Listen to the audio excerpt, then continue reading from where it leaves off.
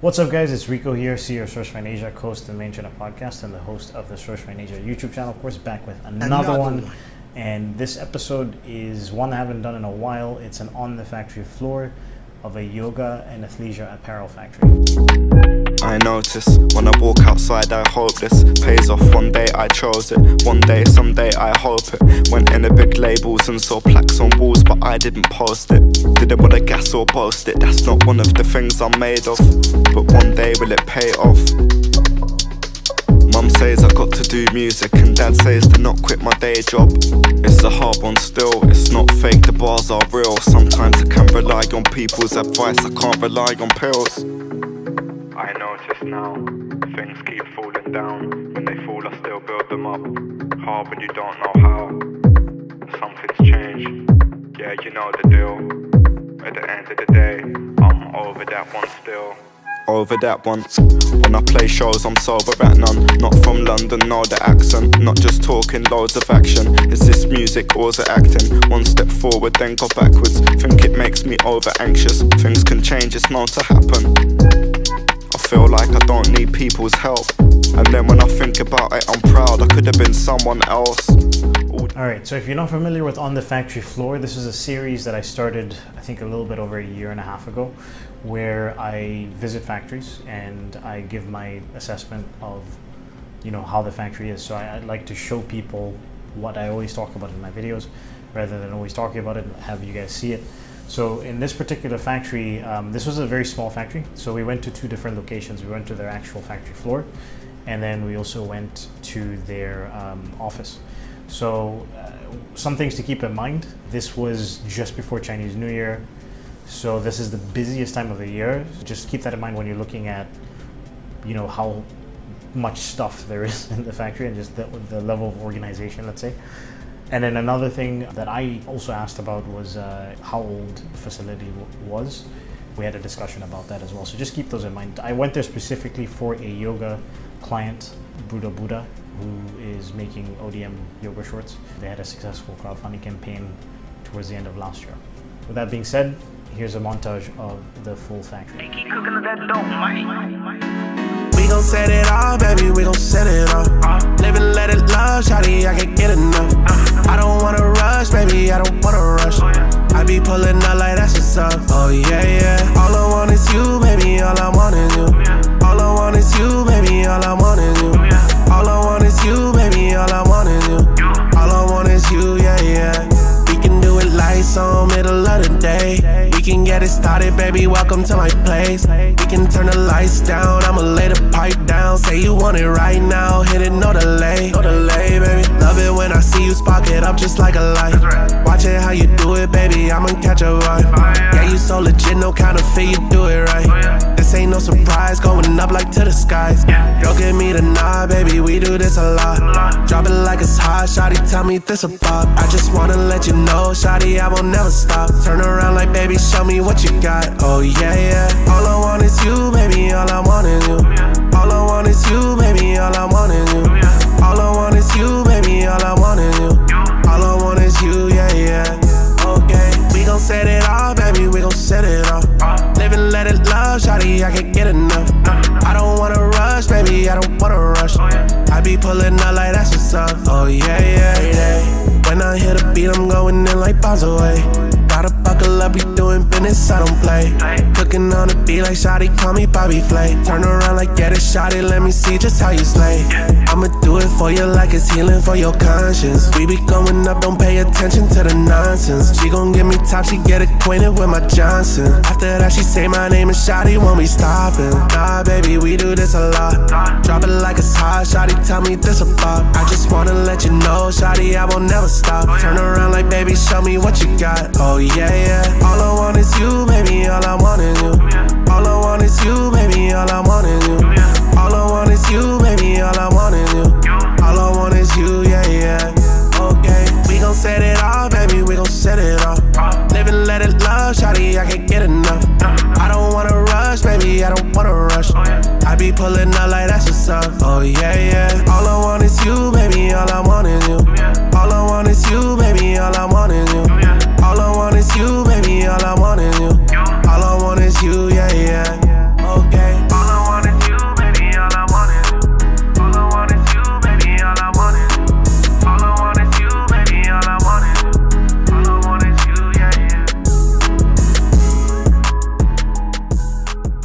things you would have noticed is that their warehouse was, or their factory floor was very, very small in comparison to some of the other places that I've showed you. Is one story. There was a good flow to their production. Like I could see the step-by-step process, and I think they had good signs around the factory that kind of showed you how the production flows. There was a consistency to the products that they were making, even down to the materials. They were working with a lot, like they were working with a very specialized amount of materials, which is always a good sign. Like if you go to a factory and they work with so many different materials, or they're making so many different types of products, I've said this before, that shows a lack of specialization.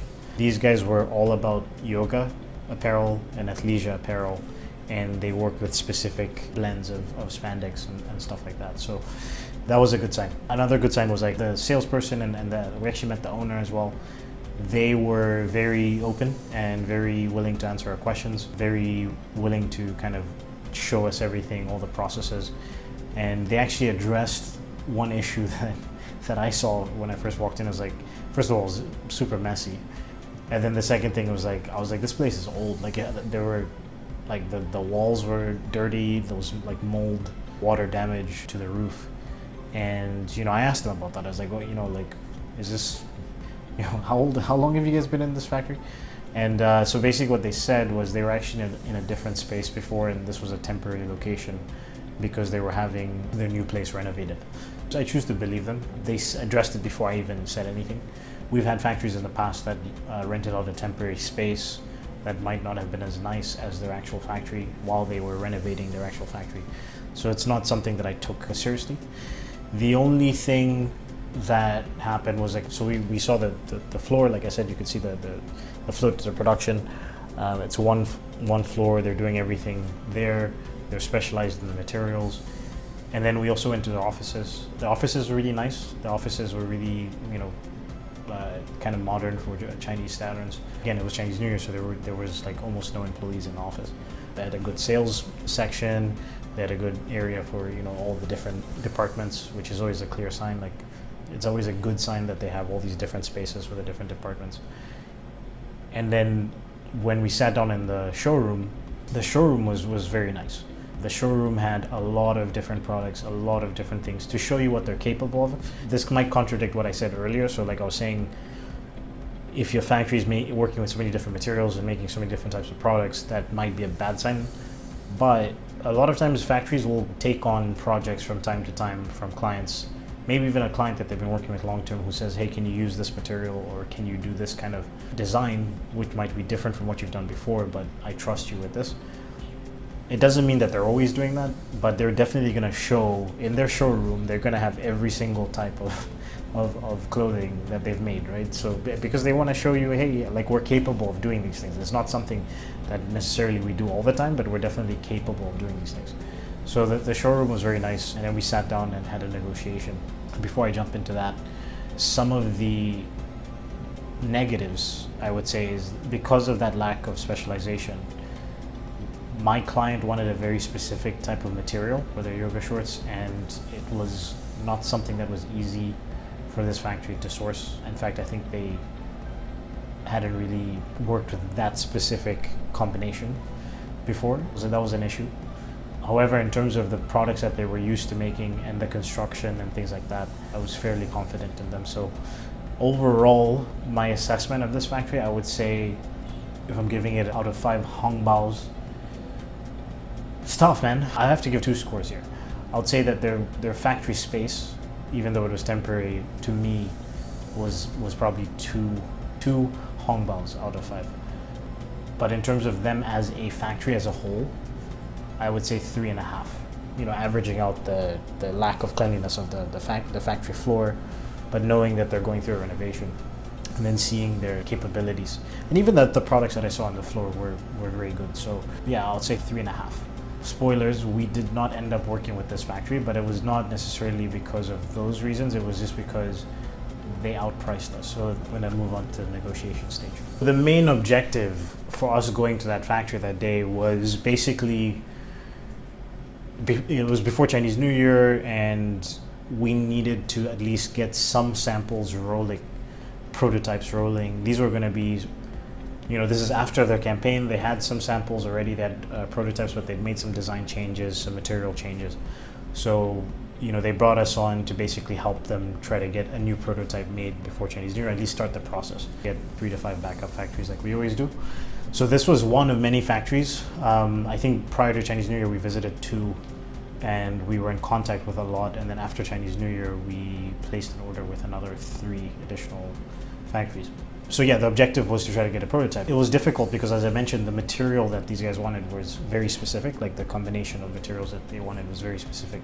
And it was just basically like difficult for the factory to find this on the market. So it was going to take them a while to make a prototype. So what we did was we ended up negotiating them making a prototype that was the structure of the shorts, but maybe just using whatever material they currently had.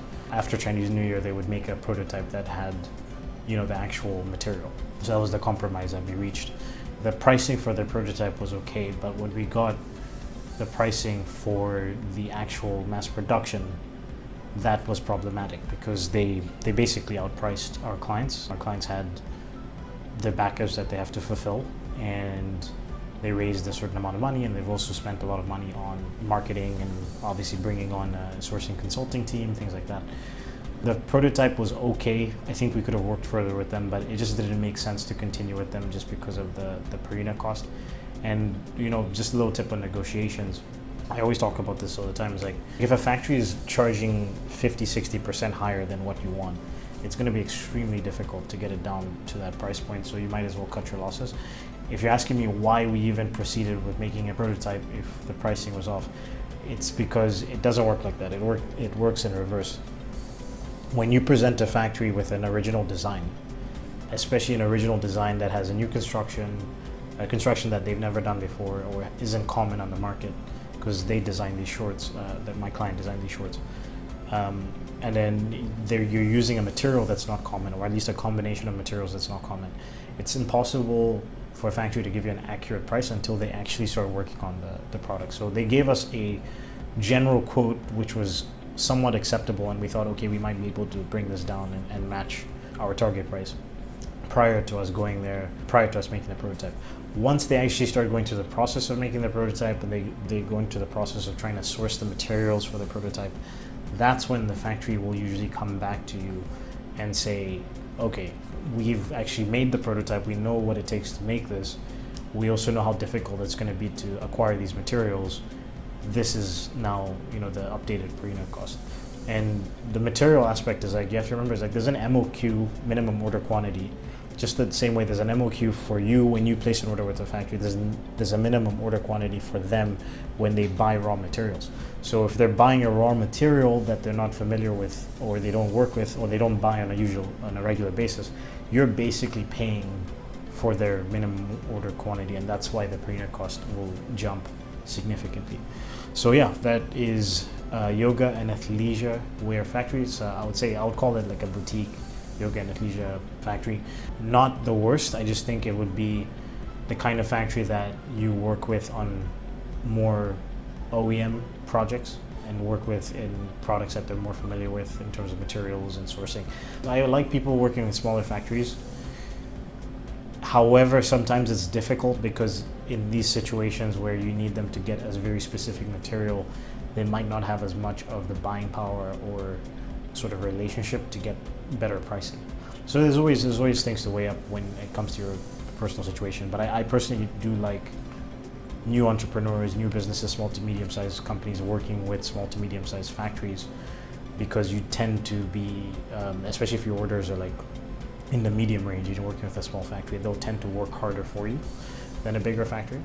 But sometimes just to get the ball rolling, you sometimes want to work with a medium to larger size factory with an original design, because they might be able to leverage their buying power to get better pricing. So you always have to weigh up those two options. All right, guys, I hope you enjoyed this video.